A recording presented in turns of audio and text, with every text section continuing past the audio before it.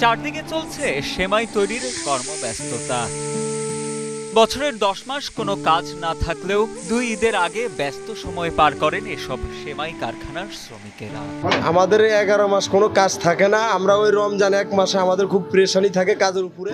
গোটা দক্ষিণাঞ্চলেই ঝালকাঠি সেমাইয়ের বেশ কদর। গুণগত মান ভালো হওয়ায় এখানে তৈরি সেমাইয়ের খ্যাতি ছড়িয়েছে আশেপাশের জেলাতেও। ঝালকাঠি জেলায় মোট ৫টি সেমাই তৈরির কারখানা রয়েছে। ঈদকে সামনে রেখে দিনভর এসব কারখানায় কর্মব্যস্ত সময় পার করছেন শ্রমিকেরা। সেমাইয়ের গুণগত মান খুবই ভালো। ভালোর জন্য বিভিন্ন অঞ্চল থেকে পাইকারপত্র আমাদের কাছে আসে, মালপত্র নেয়। সুনামের সহিত আমরা হাতে বছর ব্যবসা করতেছি। সারা বছর কাজ থাকে না, আমরা ঈদকে সামনে রেখে ২ মাস ব্যস্ততার সাথে কাজ করতেছি। সেমাই কারখানার শ্রমিকরা জানান, এসব কারখানায় সাধারণ এবং লাচ্চা এই দুই ধরনের সেমাই তৈরি হয়। পাম তেল, ডালডা ও ময়দা এসব সেমাই তৈরির মূল কাঁচামাল। ক্রেতাদের বাড়তি চাহিদা মেটাতে ২ শতাধিক শ্রমিক দিন রাত কাজ করে যাচ্ছেন কারখানাগুলোতে। খুব ভালো অবস্থায় কাজ করি, কোনো নোংরা অবস্থা হয় না, ময়লা আবর্জনা হয় না, খুব ব্যস্ত থাকি আমরা এই কাজ ১ মাসে। কারখানার মালিকেরা জানান, চলতি বছর লাচ্চা সেমাই প্রতি কেজি পাইকারি বিক্রি হচ্ছে ১১৫ টাকা আর খুচরা বিক্রি হচ্ছে ১২৫ টাকা কেজি দরে। ঝুরা সেমাই পাইকারি বিক্রি হচ্ছে ৯৫ টাকা কেজি দরে এবং খুচরা বিক্রি হচ্ছে ১১০ টাকা কেজি দরে। কাঁচামাল ও শ্রমিকের মজুরি পরিশোধ করা সহ সকল খরচ গিয়ে প্রতি কেজি সেমাইতে মিল মালিকরা লাভ করে কেজিতে মাত্র ৫ থেকে ১০ টাকা। এত কম লাভেও ঈদকে সামনে রেখে প্রতিটি মিলে ৮০ থেকে ৯০ হাজার টাকা বাড়তি আয় হবে বলে জানান কারখানা মালিক ও ব্যবসায়ীরা।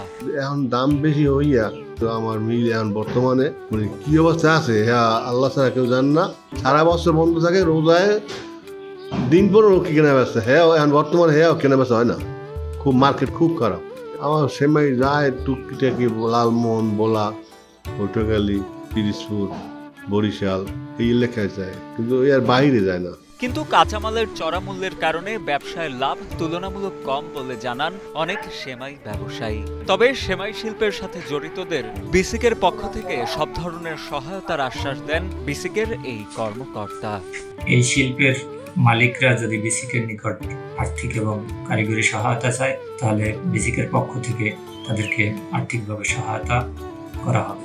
এদিকে সেমাই কারখানাগুলো প্রতিনিয়ত পরিদর্শন করা হচ্ছে বলে জানান ঝালকাঠি জেলা ভোক্তা অধিকার সংরক্ষণ অধিদপ্তরের সহকারী পরিচালক সাফিয়া সুলতানা। স্বাস্থ্যবিধি মেনে সেমাই বানানোর বিষয়টিও কর্তৃপক্ষ পর্যবেক্ষণ করছে বলে জানান এই কর্মকর্তা।